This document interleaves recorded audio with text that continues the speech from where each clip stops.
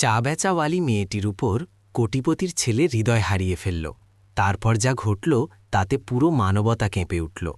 বন্ধুরা, জীবন কখনো কখনো আমাদের এমন মোড়ে নিয়ে আসে যেখানে কোনো বড় দুর্ঘটনা ঘটে না, কোনো চিৎকার চেঁচামেচি হয় না, কোনো ঝড় আসে না, কিন্তু তবু ভিতরে এমন কিছু ভেঙে যায় যে মানুষ আর আগের মতো থাকতে পারে না।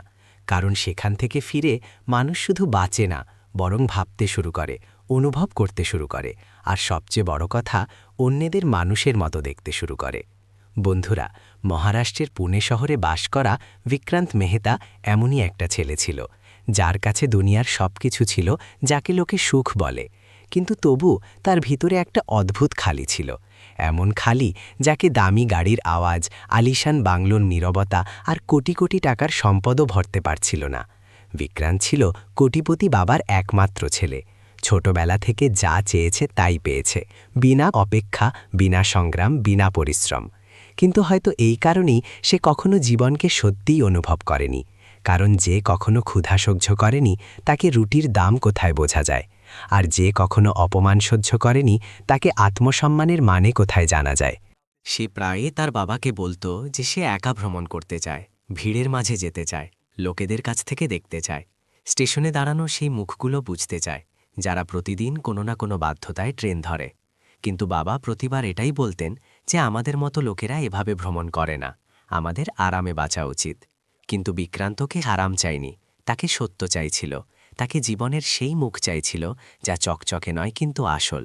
আর সেই জিদই একদিন তাকে একটা সাধারণ ট্রেনের সেই কামরান বসিয়ে দিল, যেখানে কেউ তাকে চিনছিল না, কেউ তাকে কোটিপতির ছেলে বলছিল না, যেখানে সে শুধু একজন সাধারণ যাত্রী ছিল। জানালার পাশে বসে বাইরে ছুটে চলা দুনিয়া দেখছিল। স্টেশনে ভিড় ছিল, লোকেদের আওয়াজ ছিল, কুলিদের ডাক ছিল, বাচ্চাদের কান্না ছিল, কারো মুখে আশা ছিল তো কারো মুখে ক্লান্তি। আর এই শোরগোলের মাঝে বারবার একটা আওয়াজ গুঞ্জছিল, চা, গরম চা। বিক্রান্ত জানালা থেকে বাইরে দেখতে থাকল। তার কাছে এসব নতুন ছিল, সে কখনো এত কাছ থেকে জীবনকে ছুটতে দেখেনি। আর হয়তো এই ক্লান্তি ভরা পরিবেশেই কখন তার চোখ ভারী হয়ে গেল তা সে নিজেও জানে না। কিন্তু তখনই একটা আওয়াজ তাকে জাগিয়ে দিল, একটা সাধারণ আওয়াজ, যাতে কোনো বানানো ছিল না, কোনো মিষ্টতা ছিল না, শুধু রোজকার পরিশ্রম ছিল। চা লিজিয়ে বাবুজি, গরম চা। বিক্রান্ত চোখ খুলল, আর সামনে যে মুখ দেখল সেটা মুখ নয়, বরং একটা প্রশ্ন ছিল, একটা অনুভূতি ছিল, যা কিছু না বলে সোজা তার হৃদয়ে ঠুকে গেল। সামনে একটা মেয়ে দাঁড়িয়েছিল, বয়স মুশকিল করে 20 বা 21 বছর, সাধারণ সালোয়ার স্যুট পরা, কাপড় পরিষ্কার ছিল কিন্তু পুরনো ছিল, কাঁধে একটা থলি ঝোলানো ছিল, আর হাতে কেটলি ছিল, যার থেকে ওঠা বাষ্প যেন তার পরিশ্রমে সাক্ষ্য দিচ্ছিল।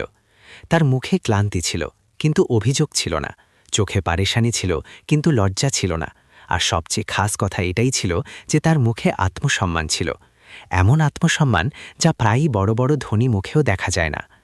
বিক্রান্ত কয়েক সেকেন্ড শুধু তাকে দেখতে থাকল, যেন তার ভিতরে কোনো প্রশ্ন জাগছিল, এটাই কি আসল জীবন? চা নেবেন বাবুজি? মেয়েটি আবার জিজ্ঞাসা করল, আর তার আওয়াজে না কোনো গোঙানি ছিল, না কোনো বাধ্যতার কান্না ছিল, না শুধু সৎ পরিশ্রমের ভরসা ছিল। বিক্রান্ত মাথা নাড়ল।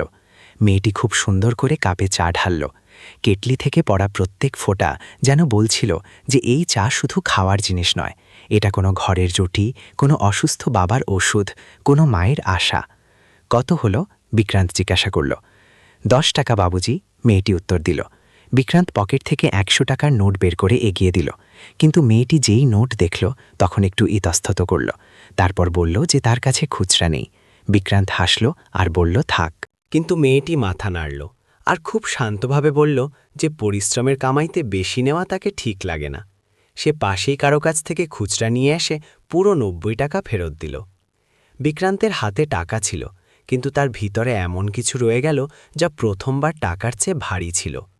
মেয়েটি এগিয়ে গিয়ে আবার চা, গরম চা বলতে শুরু করল, কিন্তু বিক্রান্ত সেখানেই বসে রইল, কারণ সেই ছোট্ট কথোপকথন তার ভিতরে বছরের পর বছর জমে থাকা চিন্তাকে নাড়িয়ে দিয়েছিল। সে প্রথমবার বুঝছিল যে দারিদ্র্য মানে বাধ্যতা নয়, আর ধনী হওয়া মানে মানবতা নয়। সে উঠে পরের কামরায় গিয়ে আবার তাকে দেখল। এবার সে কোনো বুড়োকে চা দিচ্ছিল, পুরো সম্মানের সঙ্গে, যেন সে গ্রাহক নয় বরং কেউ আপনজন। বিক্রান্ত তাকে টাকা দিতে চাইল, কিন্তু মেয়েটি সাফ মানা করে দিল, আর বলল যে সে চা বেচে এহসান নেয় না। সেই মুহূর্তে বিক্রান্তের মনে হলো যে আজ প্রথমবার কেউ তাকে তার ধনের থেকে ছোট করে দিয়েছে, আর অদ্ভুত কথা এটাই যে তাকে খারাপ লাগেনি, বরং ভালো লেগেছে। সফর শেষ হলো, বিক্রান্ত হোটেলে ফিরে এলো, কিন্তু এখন সেই ঘর তাকে খালি লাগছিল, কারণ সেই ঘরে সেই অনুভূতি ছিল না যা সে ট্রেনে অনুভব করেছিল।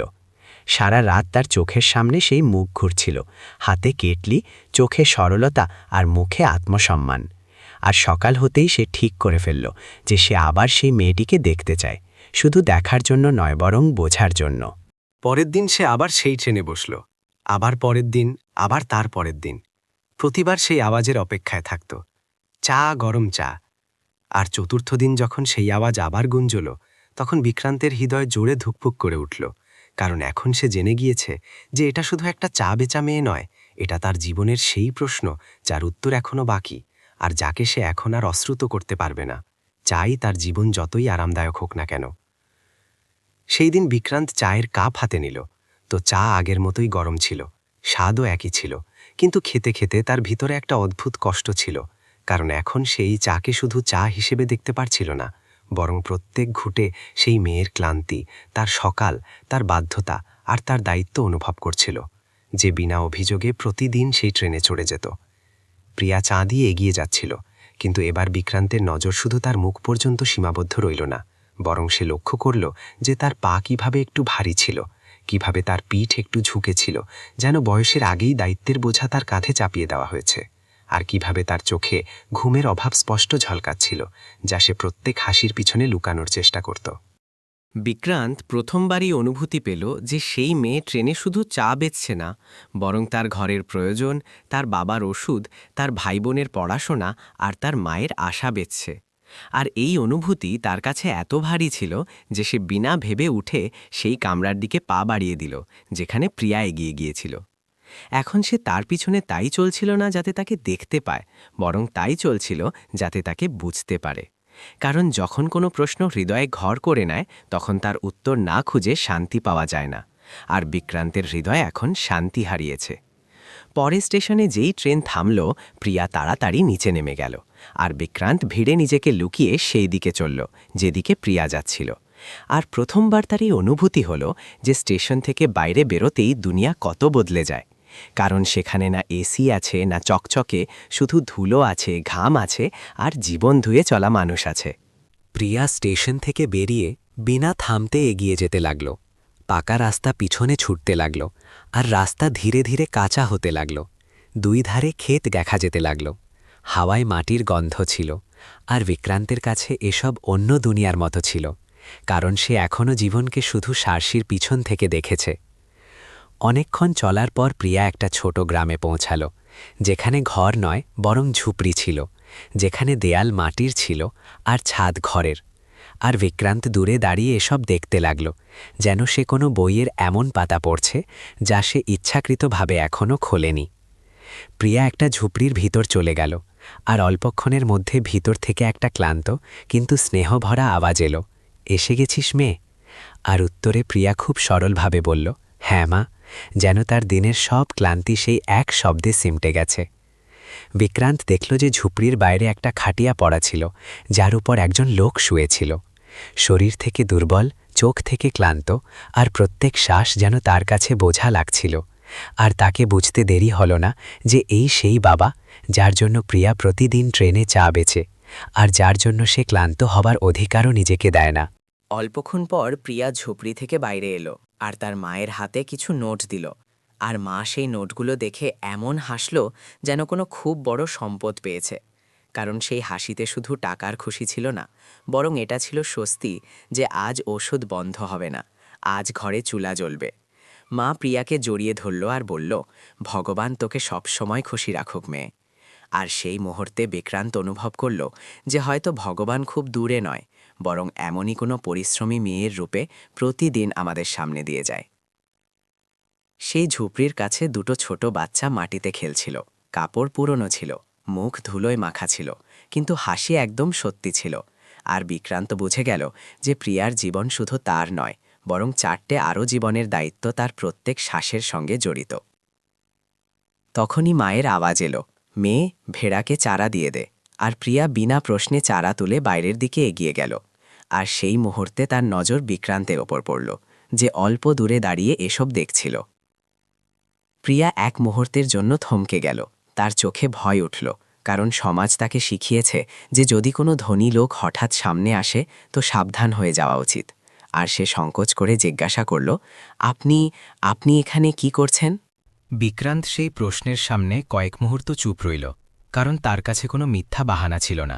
আর সত্য এটাই ছিল যে সে নিজেও জানত না যে সে এখানে কেন দাঁড়িয়ে আছে, সিবাই এটার যে সেই মেয়ের জীবন বুঝতে চায়। প্রিয়া ঘাবড়ে আবার বলল, যদি আপনি টাকা নিতে এসে থাকেন তো মাফ করবেন, আজকের কামাই বাবার ওষুধে চলে গেছে, আমি ধীরে ধীরে চা বেচে ফেরত দিয়ে দেব। আর এটা বলতে বলতে তার আওয়াজ কেঁপে উঠল, যেন সে কোনো অপরাধের জন্য মাফ চাইছে। সেই মুহূর্তে বিক্রান্তের হৃদয় ভিতর থেকে ভেঙে গেল, কারণ তাকে অনুভূতি হল যে এই মেয়ে পরিশ্রম করে, সততার সঙ্গে বাঁচে, তবুও তাকে সবসময় এই ভয় শেখানো হয়েছে যে ধনী লোক বিশ্বাসের যোগ্য নয়। বিক্রান্ত তৎক্ষণাৎ বলল, না, আমি টাকা নিতে আসিনি। আর তার আওয়াজে প্রথমবার এত সত্য ছিল যে প্রিয়া তার দিকে ঠিক করে দেখল। আমি তো শুধু এটা জানতে চাইছিলাম যে আপনি প্রতিদিন এত পরিশ্রম কেন করেন, আর তবু এত ক্লান্ত কেন লাগেন। প্রিয়া এক মুহূর্ত আকাশের দিকে দেখল, আর খুব সাধারণ কিন্তু ভারী আওয়াজে বলল, কারণ যদি আমি থামি তাহলে আমার জীবনই থামবে না, আমার ঘরের শ্বাস থেমে যাবে। সেই এক বাক্যে বিক্রান্তকে পুরোপুরি চুপ করিয়ে দিল, কারণ সে প্রথমবার বুঝল যে কিছু লোকের জীবনে ক্লান্ত হওয়ার অধিকারও নেই। বিক্রান্ত নিজেকে সামলে বলল, আমার নাম বিক্রান্ত। আর প্রিয়া বিনা দ্বিধায় উত্তর দিল, আমার নাম প্রিয়া, আর আমি ট্রেনে চা বেছি। সেই পরিচয়ে কোনো দূরত্ব ছিল না, কোনো উঁচু নিচু ছিল না, শুধু দুজন মানুষ ছিল যারা প্রথমবার একে অপরকে সমান চোখে দেখছিল। আর হয়তো এটাই সেই মুহূর্ত ছিল যেখান থেকে এই গল্প প্রেমের নয় বরং সিদ্ধান্তের গল্প হয়ে যাওয়ার। কারণ যখন মানুষ অন্যের সত্য জেনে নেয় তখন সে আর আগের মতো থাকতে পারে না। প্রিয়া কয়েক মুহূর্ত বিক্রান্তকে দেখল, তারপর কিছু না বলে চারা নিয়ে এগিয়ে গেল, কারণ তার জীবনে থামার সময় ছিল না, তার কাছে প্রত্যেক মিনিটের দাম ছিল। আর বিক্রান্ত সেখানে দাঁড়িয়ে তাকে যেতে দেখতে লাগল, যেন প্রথমবার তার এই অনুভূতি হচ্ছে যে কিছু লোক তাদের জীবন বাঁচে না বরং ধোয়ে। বিক্রান্ত চুপচাপ ফিরে এলো, কিন্তু এখন তার পা হালকা ছিল না, কারণ তার ভিতরে প্রশ্নের বোঝা ছিল। আর সেই প্রশ্নের কোনো সহজ উত্তর ছিল না, কারণ এটা এখন শুধু একটা মেয়ের গল্প ছিল না, এটা তার নিজের আরাম, তার লালন পালন আর তার চিন্তার পরীক্ষা হয়ে গিয়েছিল। সেই রাতে বিক্রান্ত হোটেলে ছিল, সেই আলিশান ঘর, সেই নরম বিছানা, সেই শান্তি। কিন্তু এখন এসব তাকে খোঁচা দিচ্ছিল, কারণ তার চোখের সামনে বারবার সেই ঝুপড়ি আসছিল, সেই খাটিয়া, সেই অসুস্থ বাবা, সেই মায়ের ক্লান্ত চোখ, আর সেই মেয়ে যে বিনা অভিযোগে প্রতিদিন ট্রেনে চা বেচতে বেরিয়ে যায়। সে করবোর্ড বদলাতে লাগল, ঘুম চোখ থেকে কোষে দূরে ছিল। আর প্রথমবার তার অনুভূতি হল যে মানুষকে ঘুম তখনই আসে যখন তার হৃদয় হালকা হয়।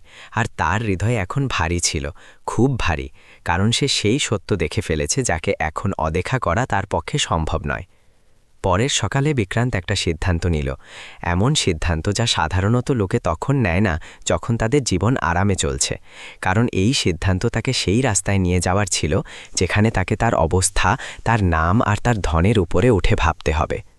সে আবার সেই ট্রেনে বসল, কিন্তু এবার চা খাওয়ার জন্য নয়, বরং সেই মেয়ের সঙ্গে কথা বলার জন্য, তাকে এটা বলার জন্য যে তার জীবন এখন শুধু তার নিজের নেই, কারো হৃদয়েও তার পরিশ্রমের জায়গা তৈরি হয়ে গেছে।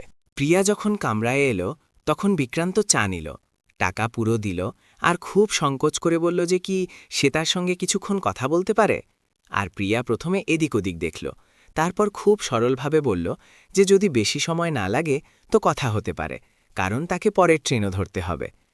বিক্রান্ত প্রথমবার তাকে জিজ্ঞাসা করল যে সে প্রতিদিন ট্রেনে চা কেন বেচে। তো প্রিয়া বিনা কোনো ভাবাবেগে, বিনা কোনো অভিযোগে খুব সাধারণ আওয়াজে বলল যে তার বাবা অসুস্থ, ঘরের দায়িত্ব তার উপর, আর তাকে ছোটবেলা থেকে এটাই শেখানো হয়েছে যে হাত পাতার চেয়ে পরিশ্রম করা ভালো। সেই উত্তরে কোনো নাটক ছিল না, কোনো দুঃখের প্রদর্শন ছিল না, শুধু সত্য ছিল। আর সেই সত্য বিক্রান্তকেও ভিতর পর্যন্ত কেটে দিচ্ছিল, কারণ সে তার জীবনে কখনো কোনো বাধ্যতাকে এত সরলভাবে মেনে নিতে দেখেনি। বিক্রান্ত ধীরে ধীরে জিজ্ঞাসা করল যে সে কি কখনো ক্লান্ত হয় না। তো প্রিয়া হালকা হাসির সঙ্গে বলল যে ক্লান্তি তো হয়, কিন্তু ক্লান্ত হওয়ার অনুমতি নেই, কারণ যদি সে থামে তাহলে ঘর থামবে। আর সেই এক বাক্যে যত দুঃখ ছিল তত দুঃখ বিক্রান্ত তার পুরো আরাম ভরা জীবনে কখনো অনুভব করেনি। ট্রেন তার শেষ স্টেশনে পৌঁছাল। প্রিয়া নিচে নামতে লাগল, আর বিক্রান্ত যেন হঠাৎ নিজেকে থামানো ছেড়ে দিল। সে বলল যে সে তার সঙ্গে যেতে চায়, শুধু তাই নয় যাতে তাকে দেখতে পায়, বরং তাই যাতে সে বুঝতে পারে যে মেয়েকে সে ট্রেনে দেখে সে ট্রেনের বাইরে কেমন জীবনযাপন করে। প্রিয়া কয়েক মুহূর্ত থামল।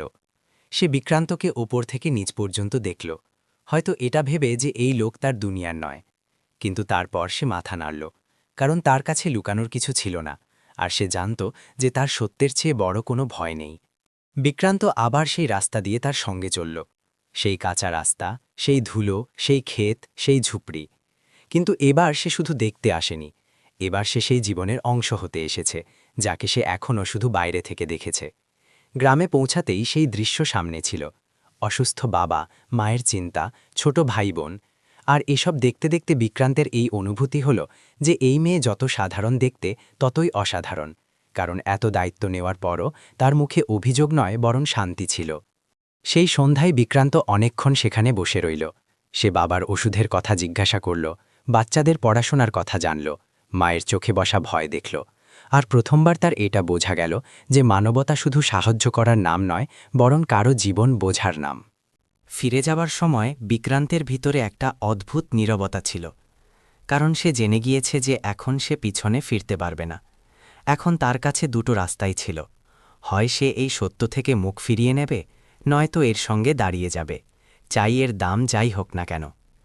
সেই রাতে সে নিজের সঙ্গে প্রথমবার সত্যি করে জিজ্ঞাসা করল যে যদি এই মেয়ে তার জীবনে চিরকালের জন্য আসে, তাহলে সে সমাজ, পরিবার আর তার অবস্থার সামনে দাঁড়াতে পারবে কি? আর এই প্রশ্ন তাকে ভয়ও দেখাচ্ছিল আর মজবুতও করছিল, কারণ ভয় তখনই হয় যেখানে কিছু হারানোর ঝুঁকি থাকে, আর মজবুতি তখনই জন্ম নেয় যেখানে কিছু সঠিক করার জিদ থাকে। বিক্রান্ত সেই রাতে অনেক দেরি পর্যন্ত ঘুমায়নি, কারণ এখন তার কাছে এই গল্প শুধু অনুভূতির ছিল না, এটা তার পুরো অস্তিত্বের পরীক্ষা হয়ে গিয়েছিল, যেখানে তাকে ঠিক করতে হবে যে সে তার নাম, তার ধন আর তার পরিচয়ের পিছনে লুকিয়ে জীবনযাপন করবে, নাকি প্রথমবার নিজের সিদ্ধান্তের দায়িত্ব নেবে।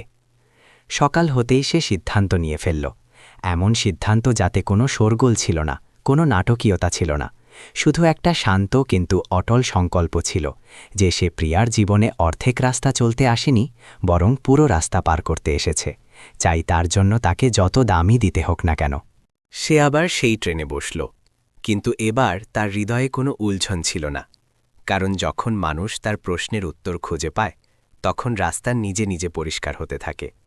আর যখন প্রিয়া কামরায় এলো, তখন বিক্রান্ত বিনা ঘোরানো, বিনা ভয়ে সোজা তাকে বলল যে সে তার সঙ্গে বিয়ে করতে চায়। তাই নয় যে তাকে তার উপর দয়া হয়েছে, বরং তাই যে সে তার সরলতা, তার পরিশ্রম আর তার আত্মসম্মানের প্রেমে পড়ে গেছে। প্রিয়া কয়েক মুহূর্ত চুপ রইল, কারণ তার জীবন তাকে স্বপ্ন দেখার চেয়ে বেশি দায়িত্ব নিতে শিখিয়েছে। আর সে খুব ধীর আওয়াজে বলল যে সে একটা সাধারণ চা বেচা মেয়ে, যার দুনিয়া ট্রেনের কামরা থেকে শুরু হয়ে ঝুপড়িতে শেষ হয়, আর বিক্রান্তর মতো জীবন তার কাছে শুধু শোনা গল্প। বিক্রান্ত সেই মুহূর্ত খুব শান্ত কিন্তু খুব পাকা আওয়াজে বলল যে জীবনের উচ্চতা টাকা থেকে নয়, বরং মানবতা থেকে ঠিক হয়। আর যদি প্রিয়া তার হাত ধরে নেয়, তো সে প্রত্যেক সেই দেয়ালের সামনে দাঁড়াবে যা তাদের মাঝে দাঁড়ানো হবে। সেই দিন গ্রামের ছোট মন্দিরে বিনা কোনো ব্যান্ড বাজা, বিনা কোনো দেখানো, শুধু দুটো হৃদয় আর কিছু সাক্ষীর সামনে বিক্রান্ত আর প্রিয়া একে অপরকে নিজের করে নিল। আর সেই সরল বিয়েতে যে শান্তি ছিল তা কোনো রাজকীয় বিয়েতেও থাকে না, কারণ সেখানে দেখানো ছিল না, বিশ্বাস ছিল। বিয়ের পর বিক্রান্ত প্রথমে প্রিয়ার মা বাবার দায়িত্ব নিল, ওষুধ, রেশন, বাচ্চাদের পড়াশোনা। আর এসব সে এহসানের মতো নয়, পরিবারের মতো করল। আর প্রিয়া প্রথমবার শান্তির শ্বাস নিল, কারণ এখন তার পরিশ্রম শুধু বেঁচে থাকার জন্য নয়, বরং বাঁচার জন্য ছিল। কিন্তু আসল পরীক্ষা তখন শুরু হলো যখন বিক্রান্ত তার ঘরে ফিরল, কারণ যে সমাজ তাকে সবসময় মাথায় বসিয়েছে সেই সমাজ এখন তার কাছে প্রশ্ন করবে। আর যখন সে তার বাবার সামনে সত্য রাখল, তো ঘরে কয়েক মুহূর্ত এমন নীরবতা ছড়িয়ে গেল যা কোনো চিৎকারের চেয়ে ভারী।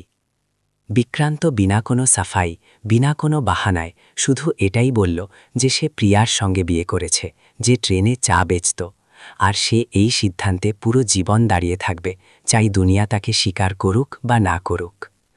তার বাবা অনেকক্ষণ কিছু বলেননি, কারণ হয়তো সে তার ছেলের মুখে প্রথমবার কোনো জিদ নয় বরং সত্য দেখছিলেন। আর মায়ের চোখে অশ্রু ছিল, কিন্তু সেই অশ্রু ভয়ের নয়, বরং সেই সরলতার সম্মানের ছিল, যা প্রিয়ার ব্যবহারে ঝলকাচ্ছিল। সময়ের সঙ্গে প্রিয়া তার সংস্কারে, তার সেবায় আর তার সরলতা এটা প্রমাণ করে দিল যে মানুষের পরিচয় তার পেশা থেকে নয়, তার হৃদয় থেকে হয়। আর সেই লোকেরা যারা কখনো প্রশ্ন তুলত, তারাই একদিন মেনে নিতে লাগল যে বিক্রান্ত ধন নয়, বরং ধনের চেয়ে বড় জিনিস বেছে নিয়েছে। প্রিয়ার মা বাবার জন্য পাকা ঘর তৈরি হলো, বাচ্চাদের পড়াশোনা শুরু হলো, অসুস্থ বাবার মুখে আবার আশা ফিরে এলো। আর এসব কোনো দান থেকে নয়, বরং একটা সম্পর্ক থেকে হলো, যা এটা প্রমাণ করে দিল যে যদি ইরাদা পরিষ্কার হয় তো ভাগ্যও রাস্তা বদলে দেয়। প্রিয়ার বিক্রান্তের গল্প সেখানে শেষ হয়নি, বরং সেখান থেকেই শুরু হয়েছে। কারণ তারা এটা বুঝে গিয়েছে যে সত্যিকারের প্রেম সেটা নয় যা সহজ রাস্তা বেছে নেয়, বরং সেটা যা কঠিন রাস্তায়ও হাত না ছাড়ে। বন্ধুরা, এই গল্প আমাদের শুধু একটা ধনী ছেলে আর একটা চা বেচা মেয়ের গল্প শেখায় না, বরং এটা প্রশ্ন রেখে যায় যে আমরা মানুষকে তার অবস্থা থেকে বিচার করি নাকি তার হৃদয় থেকে। আর হয়তো এই প্রশ্ন আজকের সময়ে সবচেয়ে বেশি জরুরি।